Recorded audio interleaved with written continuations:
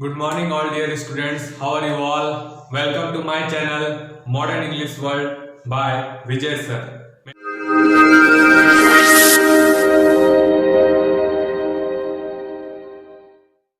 मेरे चैनल में सभी का स्वागत है और जो मेरे चैनल पे नए आए हैं कृपया मेरे चैनल को सब्सक्राइब कर लेंगे, बेल आइकन को दबा देंगे ताकि मेरी जो भी वीडियोस आए आप तक सबसे पहले पहुंचे। लाइक करेंगे, वीडियो को शेयर करेंगे, वीडियो पूरा देखिएगा, ठीक है।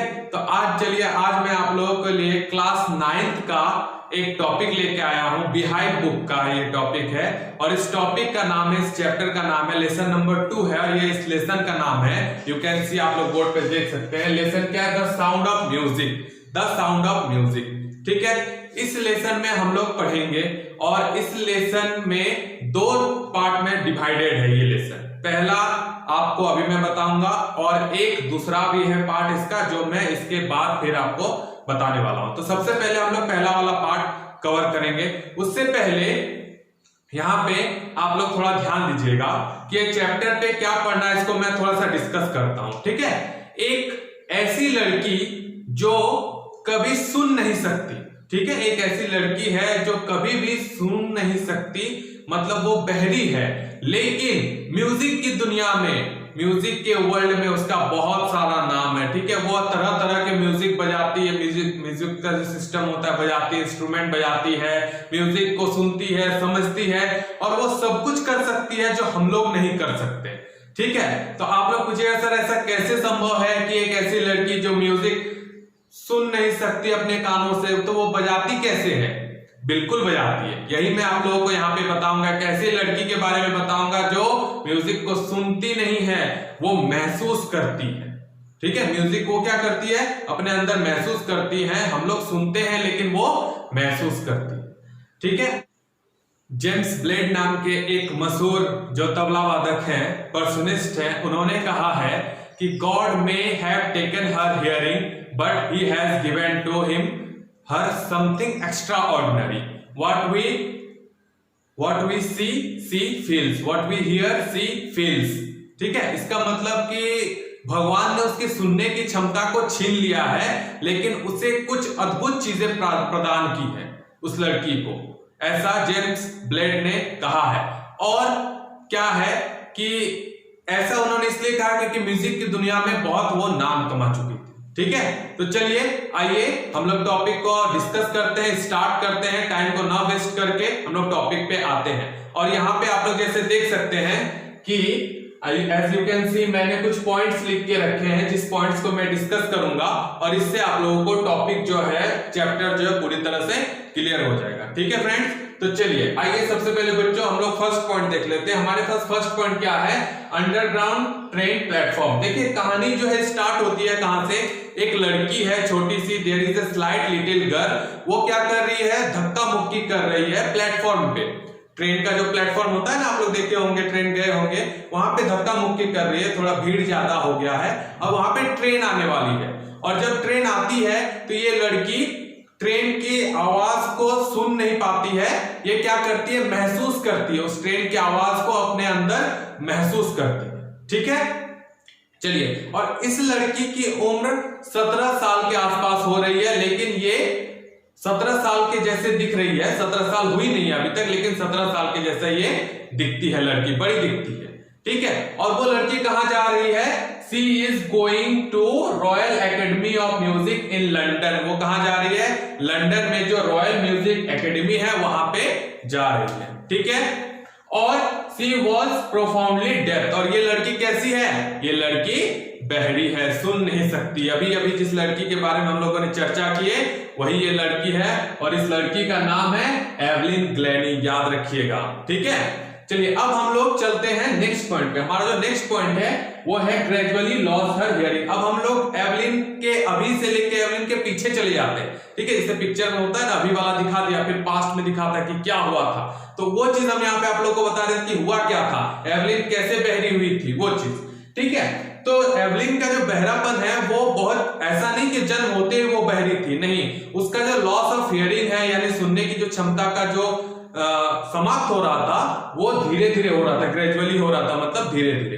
तो एक समय की बात है जब वो छोटी बच्ची थी, ठीक है, तो वो पियानो पे बैठी हुई थी, she sat on the piano and her mother Isabel Glenny, उसकी जो माँ है उसका नाम है इजाबेल ग्लेनी, और वो उनको बुलाई, किनको बुलाई, एवलिन ग्लेनी को बुलाई, आवाज लगाई, she called him but Evelyn didn't move from there, Evelyn ने वहां हिला नहीं, एवलिन वहां से हिली नहीं। तो उनकी मदर को लगा कि भाई हम आवाज दे रहे हैं बट ये सुनी नहीं, तो हो सकता है कुछ तो दिक्कत है इस लड़की को, ठीक है। तो धीरे धीरे पता चला कि एवलिन को सुनाई थोड़ा सा कम दे रहा था, और एवलिन को भी ये पता था, तो एवलिन क्या करती थी, अपने दोस्तों से, अपने फ्रेंड से ये बात छुपा के रखती थी किसी तरह से कि वो जो है सुन कम सकती है, यानी कम सुन सकती है वो, ठीक है।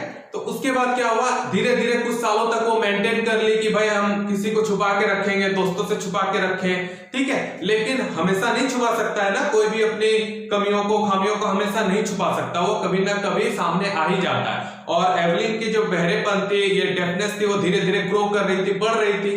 तो जैसे वो जब 11 साल की हो गई, तो उस समय उनके टीचर्स को, पूरे स्कूल को पता चल गया कि वो क्या थी, बहरी थी, सुन नहीं सकती थी। और इसलिए पता चला क्योंकि उसकी जो मार्क्स है, जो एग्जाम का मार्क्स है, वो बहुत ही कम आना शुरू हो गया, ठीक है। तो टीचर ने क्या किया, टीचर ने एवलिन की माँ को बुलाया। एवलिन की माँ का नाम क्या था, इजाबेल ग्लेनी, मैं बता चुका हूं। और उनको कहा गया कि प्लीज कंसल्ट अ डॉक्टर, आप एक डॉक्टर को दिखा लीजिए क्योंकि इसके पास कुछ प्रॉब्लम है, ठीक है, जो ये लड़की सुन नहीं सकती है, ठीक है। आई बात समझ में। इतना करने के बाद एवलिन क्या करती है, एवलिन की माँ उसको डॉक्टर के पास ले जाती है, she went to the doctor, और डॉक्टर वहां पे कंफर्म करते हैं कि एवलिन जो है वो बहरी है, वो सुन नहीं सकती। अब तक सुन सकती थी लेकिन अब और भी नहीं सुन सकती, एकदम पूरी तरह से बहरी हो गई है। अचानक से एवलिन की आंखों के आगे अंधेरा छा गया। एक पूरा फ्यूचर वो प्लान करके रखी थी कि आगे चल के हम म्यूजिशियन बनेंगे, म्यूजिक सीखेंगे, और अचानक से उसको पता चला कि भाई हमको जो है सुनाई ही नहीं देता। अगर आपके साथ ऐसा हो तो आप क्या करोगे, सोचिए, आपके आंखों के आगे अंधेरा छा जाएगा, सर चकराने लगेगा कि क्या हो गया भाई, हम तो इतना सोच के रखे थे कि बड़ा ऑफिसर बनेंगे, ये करेंगे, वो करेंगे, म्यूजिक सीखेंगे, लेकिन हमारी जो सुनने की क्षमता है वही नहीं है, तो हम क्या कर सकते हैं लाइफ में, ठीक है। तो थोड़ी देर के लिए उसकी आंखों के आगे अंधेरा छा गया एवलिन के आगे, लेकिन एवलिन बहुत ही डिटरमाइंडेड लड़की थी, बहुत ही मेहनती लड़की थी, उसने हार नहीं मारी, सी नेवर गिव्ड अप। उसने सोचा कि हम एक आम इंसान की तरह ही अपना सारा जीवन परस्यू करेंगे, सारा जीवन बिताएंगे जैसे कि सभी आदमी बिताते हैं, ठीक है। तो उन्होंने क्या डिसाइड किया कि मैं म्यूजिक सीखूंगी, यही हमारा तीसरा पॉइंट है, Evelyn learn to feel music. पहले डिसाइड किया कि म्यूजिक सीखूंगी, और म्यूजिक सीखने का ये जो उसका चस्का था या डिसाइड था वो तो पहले से था ही, लेकिन फिर स्कूल में जो म्यूजिक सिखाया जाता था तो उन्होंने किसी को जाइलोफोन, एक म्यूजिक इंस्ट्रूमेंट होता है, वो बजाया। तो ये देख रही थी, तो ये सोची कि वो बजा रहा है तो मैं भी जरूर ही बजाऊंगी। तो वहां पे जितने भी सारे टीचर्स थे, सारे ज्यादातर डिस्करेज किए उसको। डिस्करेज का मतलब साहस को तोड़ दिए कि तुमसे नहीं होगा, तुम बहरी है, तुमसे कैसे हो सकता है, ठीक है। लेकिन वो हार नहीं मानी। वहां पे एक टीचर थे जिसका नाम था रॉन फॉवर्स। क्या नाम था, आप लोग देख सकते हैं यहाँ पे, रॉन फॉवर्स, ठीक है।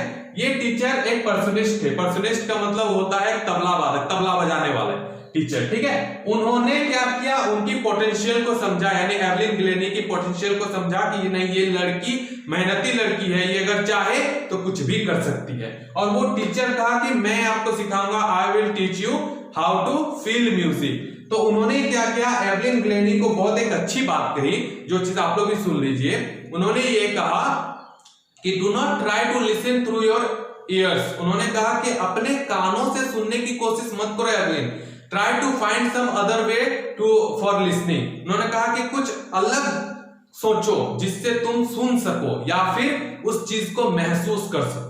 ये सबसे पहले बात रॉन फॉवर्स ने कही। और रॉन फॉवर्स क्या किए, 2 लार्ज ड्रम्स, 2 बड़े बड़े ड्रम लेके आए, एक थोड़ा सा छोटा और एक बड़ा, और दोनों ड्रम्स को बजाने लगे, ठीक है। और उन्होंने एवलिन से कहा कि try to feel the sound, sound को फील करो, सुनो नहीं, फील करो। तो अचानक से एवलिन को जब वो ड्रम बजा तो अचानक को एवलिन को फील हुआ कि जो बड़ा ड्रम बजा रहा था जब बड़ा ड्रम बज रहा था तो उसके कमर के ऊपर उसको कुछ फील हो रहा था कि कुछ तो हो रहा है मेरे कमर के ऊपर, और जब छोटा ड्रम बजाया तो उसके कमर के नीचे कुछ उसको महसूस हुआ एवलिन ग्लैनी को। मतलब ये पहली बार था कि एवलिन ग्लैनी को फील हो रहा था, म्यूजिक जो है वो फील हो रहा था। बड़ा ड्रम बज रहा था तो इधर फील हो रहा था और कमर से ऊपर, और जब छोटा ड्रम को बजाया गया तो कमर से नीचे। इसी तरह बार बार बजाया जा रहा था ताकि एवलिन जो है वो महसूस कर सके कि कौन सा कमर के ऊपर और कौन सा कमर के नीचे फील हो रहा है। फिर कुछ दूसरा इंस्ट्रूमेंट बजाए, ठीक है, he played some another instrument, और उनको कहे कि अपने हर शरीर के अंग में एक एक इंस्ट्रूमेंट को फील करो एवलिन, इस तरह से तुम जो है म्यूजिक को सीख सकती हो। और एवलिन जो है मेहनत के साथ, लगन के साथ उसको सीखी, उसको अलग अलग पार्ट्स महसूस होते थे। जब ड्रम बजता था तो पैरों के नीचे महसूस होते थे, ज़ाइलोफोन बजता था तो फिंगर की उंगलियों पे महसूस होता था, ठीक है। इस तरह करके वो जो है म्यूजिक को सीखते चली गई और धीरे धीरे म्यूजिक को सीख गई, क्योंकि वो सुनती नहीं थी, वो फील करती थी। और हम लोग क्या करते हैं, सुनते हैं, और जब कोई फील करता है तो वो उसको अच्छी तरह से कर सकता है, ठीक है। जैसे अभी हम आप लोग को पढ़ा रहे हैं, सिर्फ आप लोग कान से सुनेंगे, क्या सर पढ़ा रहे, इधर से सुने इधर से निकल दिए, वो नहीं आएगा दिमाग में। लेकिन अगर आप फील कीजिएगा कि सर क्या पढ़ा रहे हैं, उसको दिमाग में रखिएगा तो आप जो है अच्छा करेंगे, ठीक है। चलिए तो आगे के टॉपिक को डिस्कस करेंगे यहाँ पे। तो चलिए यहाँ पे जो हम लोग टॉपिक देख रहे हैं, यू कैन सी, आप लोग देख सकते हैं टॉपिक क्या है, tour of United kingdom and audition for royal Music Academy.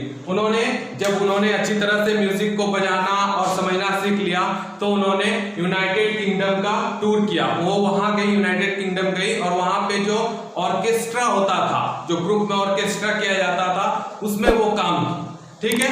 और उसके बाद वहां पे काम करने के बाद she audition for the Royal Music Academy, और रॉयल म्यूजिक एकेडमी में उन्होंने ऑडिशन दिया। ऑडिशन का मतलब आप लोग समझ सकते हैं, जैसे इंडियन आइडल या कोई भी शो होता है, म्यूजिक शो, जिसमें ऑडिशन दिया जाता है, जज है डिसाइड करते हैं जज, तो उसमें वो ऑडिशन दी और सबसे अच्छा परफॉर्मर बनी, ठीक है। ऑडिशन में सबसे अच्छा किया। आप लोग सोच सकते हैं कि एक ऐसी लड़की जो सुन नहीं सकती, ठीक है, सी डजंट हियर, बट ऑडिशन में सी स्कोर्ड द बेस्ट मार्क, ठीक है, सबसे अच्छा मार्क उन्होंने की। तो इस तरह से उनका जो सफर है म्यूजिक का वो चलता रहा और बहुत अच्छे से चलता रहा, ठीक है। चलिए हम लोग फिर नेक्स्ट पॉइंट पे आते हैं। You can see next point हमारा क्या है, her performance was so fascinated. Evelyn Glennie का जो परफॉर्मेंस होता है वो इतना फैसिनेटेड होता है, इतना आकर्षित होता है कि अगर आप उसको देखने बैठ जाओ तो घंटों बीत जाएगा, आप बोर नहीं होंगे, ठीक है। You will never be board, ठीक है, आप बोर नहीं होंगे कभी भी, आपको इतना अच्छा लगेगा। और इतने अच्छे ढंग से वो म्यूजिक को एक्सप्रेस करती है, she expresses the music so very well, okay. चलिए तो ये उसमें हम लोग क्या देखते हैं कि एवलिन ग्लैनी जो है वो कहती है, सी सेड दैट, क्या कहती है, यहाँ पे मैंने लिख रखा, आप लोग देख सकते हैं, मैन विद बसी बियर्ड्स गिव मी ट्रबल, यानी जो व्यक्ति का बड़ी बड़ी दाढ़ी है, बड़ा बड़ा मूंछ है, वो उसको अच्छा नहीं लगता। क्यों अच्छा नहीं लगता, इसका एक रीजन है, इसका एक कारण है। द रीजन इज दैट कि उसको क्या करना होता है, लिप को देखना पड़ता है, ठीक है, कि हम जैसे बोल रहे हैं तो मेरा लिप जो है वो राइट कर रहा है, ठीक है, ऊपर नीचे हो रहा है। और अगर किसी का ज्यादा मूंछ है या ज्यादा दाढ़ी है तो एवलिन जो है वो सुन तो नहीं सकती थी, तो वो क्या होगा कि उसके होठों को जो मूवमेंट है होठों का वो नहीं देख पाएगी, और होठों की मूवमेंट नहीं देख पाएगी तो क्या होगा, वो समझ नहीं पाएगी कि ये क्या बोल रहा है इंसान, ठीक है, क्योंकि वो सुन तो सकती नहीं थी, इसलिए उन्होंने ऐसा कहा। और उसके बाद क्या है, उन्होंने फिर एक कहा कि my speech is clear due to till 11 I could hear, मेरी जो स्पीच है, मेरी जो बोली है वो इतना क्लियर इसीलिए है क्योंकि जब मैं 11 साल की थी, जब तक मैं 11 साल की थी तब तक मैं सुन सकती थी, आई कुड हियर दैट। उसके बाद जो लॉस ऑफ हियरिंग है, सुनने की क्षमता है, वो धीरे धीरे धीरे धीरे कम होने लगी, ठीक है। तो ये दो पोजीशन है that Evelyn said there, okay. Now we have next topic, come through next topic. Point number 6, हम लोग इसमें क्या देखते हैं, लिखा हुआ she feels music in her various part of her body, ठीक है। इस पॉइंट को मैंने पहले डिस्कस कर चुका हूं मैं, ठीक है, ये पॉइंट को तो फिर से एक बार यहाँ पे रिपीट कर देता हूं, आई रिपीट अगेन, ठीक है, कि जो म्यूजिक है उसको हम लोग क्या करते हैं, सुनते हैं। लेकिन मैंने पहले बता दिया था, ठीक है, I have told you in the very first कि एवलिन ग्लैनी क्या करती है, उसको फील करती है। What we hear she feels, है ना, वो फील करती है और अपने शरीर के अलग अलग हिस्से पे फील करती है। आप लोग इससे पहले पढ़ चुके हैं, अभी मैंने बताया भी कि जाइलोफोन बजाती है तो वो अपने उंगलियों को फील करती है, ठीक है। वुडन का कोई प्लेटफॉर्म होता है तो she feels at her feet, वो अपने पैरों पर फील करती है, जिसके लिए वो अपने जूते को भी रिमूव कर देती है। तो ये सारा चीज हम लोग देखे हैं कि अलग अलग बॉडी पार्ट्स में वो अलग अलग म्यूजिक को फील करती है एवलिन ग्लैनी। बात समझ में आ रही है, ठीक है। तो इसका यही मतलब था कि अलग अलग हिस्से को अलग अलग म्यूजिक से वो फील करती है, ठीक है। अब आते हैं हम लोग नेक्स्ट पॉइंट पे। नेक्स्ट पॉइंट क्या है, she awarded with the royal Philharmonic societies prestigious socialist of the year in 1991। अब देखिए क्या हुआ, 1991 की बात है। 1991 में एक अवार्ड वहां पे दिया गया, किसको, एवलिन ग्लैनी को। अवार्ड क्या होता है आप लोग जानते हैं, जब भी कोई अच्छा काम करता है, अच्छा कुछ भी करता है तो उसको अवार्ड दिया जाता है। आप लोग पिक्चर में देखते होंगे कि फलाने हीरो का अवार्ड मिला, फलाने पिक्चर के लिए best actor of the award मिला। तो उस तरह से म्यूजिक की दुनिया में भी मिलता है, ठीक है। तो यहाँ पे 1991 में एवलिन ग्लैनी को एक अवार्ड मिला और उस अवार्ड का नाम था royal Philharmonic societies prestigious socialist of the year, ठीक है। थोड़ा लंबा नाम है, आप लोग को बोर्ड पे दिख रहा होगा, आप लोग इसको नोट कर लीजिएगा, ठीक है। यू कैन नोट और याद रखने की जरूरत है क्योंकि क्वेश्चन पूछा जाता है कि 1991 कौन सा अवार्ड से उसको नवाजा गया था, ठीक है। तो आप लोग इस आंसर को लिखिएगा। और जब ये अवार्ड दिया गया, when she got this award, एक बहुत बड़े तबला वादक थे जिनका नाम था James Blade, his name was James Blade. उन्होंने ये बात कही थी